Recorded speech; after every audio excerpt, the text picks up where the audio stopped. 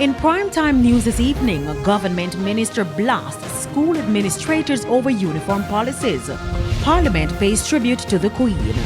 And how Mali is impacting family life, we'll explore in the continuation of our In Focus report. Good evening and welcome to Primetime News, on air and online at onespotmedia.com. I'm Herman Green. And I'm Janella Precious with a preview of what's to come in the business day. Here's Javon Keys. Thank you, Janella. Shareholders in US-based social media company Twitter approved the Elon Musk $44 billion purchase deal. Now, I'll tell you what's next in that process a little later on. All right, thanks, Javon. From Javon, we go to Spencer for a preview of what's coming in sports. Spencer?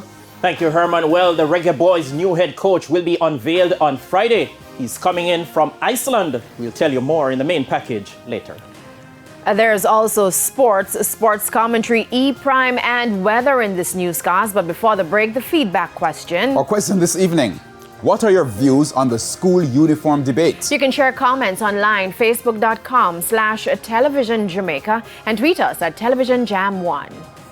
Please stay with us. Primetime News returns right after this break.